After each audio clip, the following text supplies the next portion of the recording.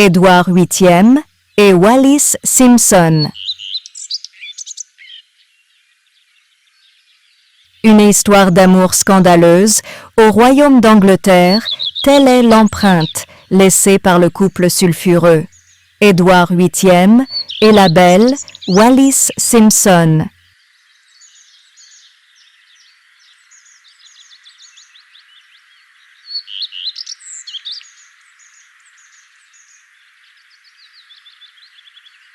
Édouard voit le jour le 23 juin 1894 dans la royale famille d'Angleterre.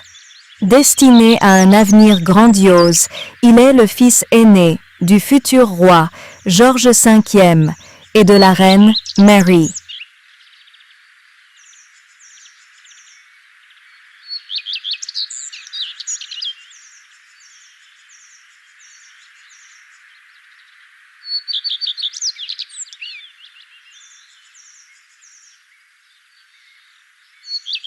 Il grandit, entouré des siens, à l'ombre d'une famille vouée au règne. D'un tempérament assez conformiste, il semble moulé dans les attentes de la royauté.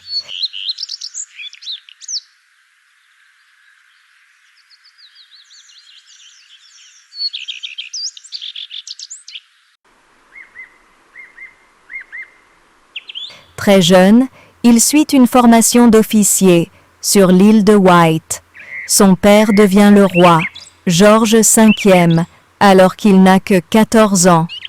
Lorsque la guerre éclate, en 1914, il prouve son courage et part au combat.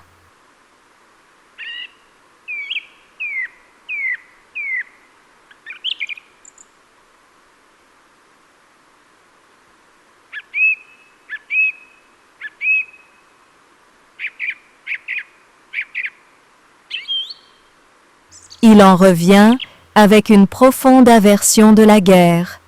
L'Angleterre est alors fière de ce prince pacifiste à la belle allure.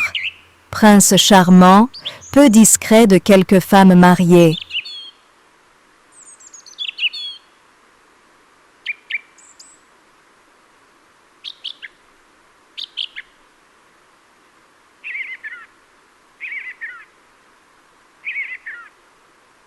Très conventionnelle, la famille royale n'apprécie guère ses frasques adultères. Une de ses maîtresses lui présente la scandaleuse Wallis Simpson. Cette rencontre va bouleverser sa vie et celle du royaume.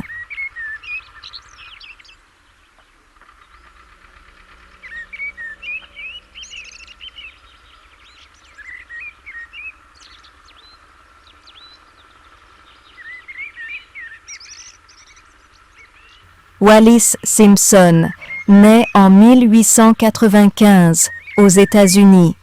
Sa naissance, un an avant le mariage de ses parents, la confine déjà dans une aura indigne qu'elle souffre toute sa jeunesse jusqu'à sa rencontre et sa fidélité à Édouard.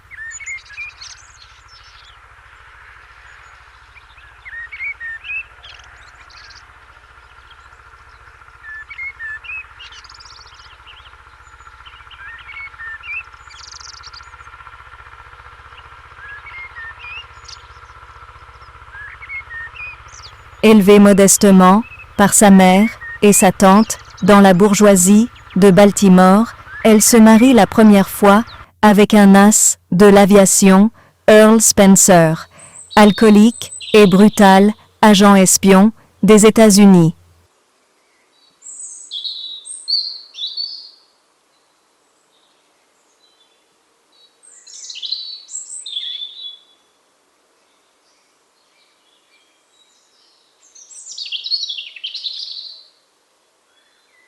Elle le suit en Chine où ses talents de séductrice et son goût de l'aventure lui offrent fortune et notoriété. Elle rentre de Chine pour divorcer et épouser un riche homme d'affaires londonien, Ernest Simpson.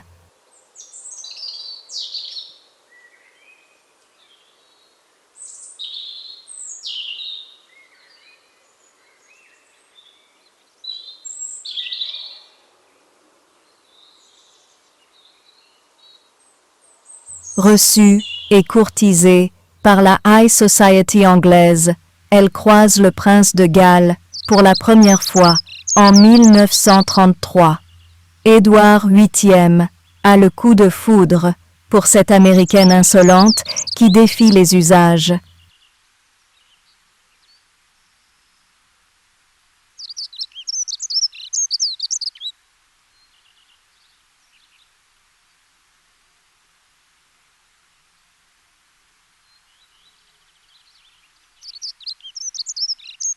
Le charme de Wallis, sa personnalité et son élégance le séduisent. Ils se croisent de plus en plus, se fréquentent sans se cacher, et finissent par afficher clairement leur relation adultère, alors que Wallis est toujours marié.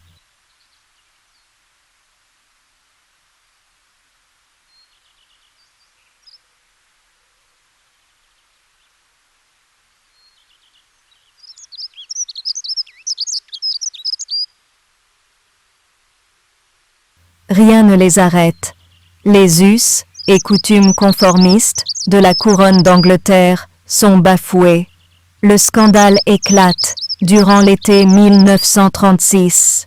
Wallis divorce et Édouard se lance dans la bataille constitutionnelle pour faire approuver son amour.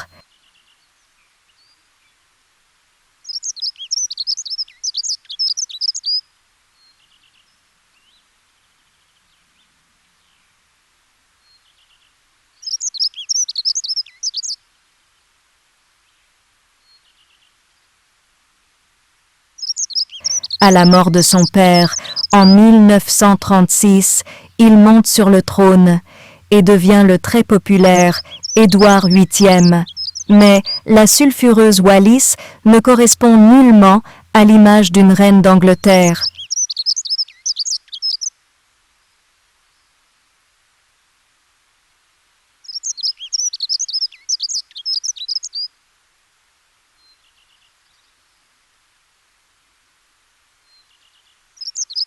Le Parlement propose un compromis, le mariage morganatique, qui exclut Wallis du trône.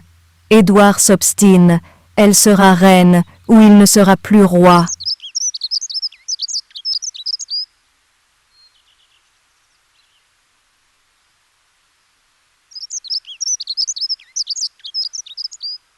Ainsi, par amour, sous la pression politique et dans le climat menaçant de la guerre, il abdique dans un discours bouleversant, où il affirme ne pouvoir accomplir son devoir de roi sans celle qu'il aime à ses côtés.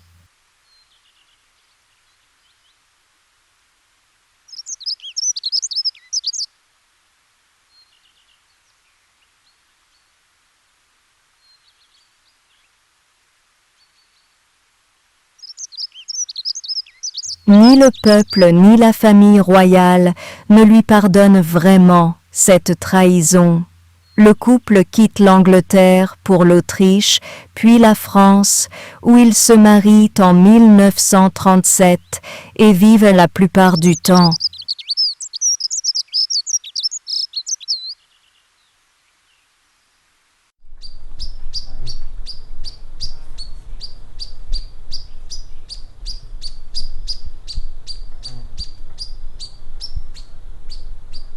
Nommé duc de Windsor par son frère, le roi George VI, qui lui a succédé. Édouard n'a jamais pu revenir en Angleterre avant 1965, sous peine de voir supprimer sa dotation. Édouard et Wallis vivent quelque temps aux Bahamas, où le duc est gouverneur.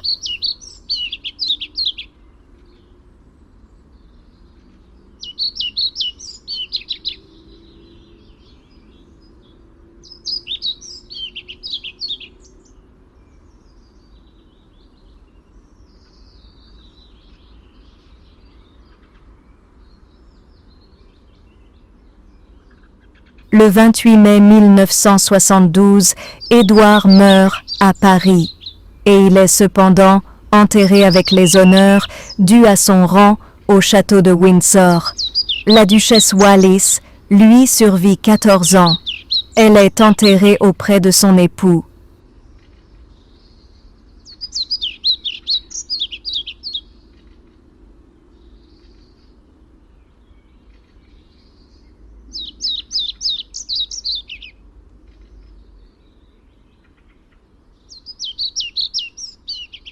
leur histoire d'amour aura duré 35 ans, en dépit des débuts tumultueux et du scandale dont elle fut l'illustration. Les conventions de la couronne d'Angleterre n'ont pas réussi à anéantir cette attirance et ce lien. L'amour a été bien plus fort que le goût du pouvoir.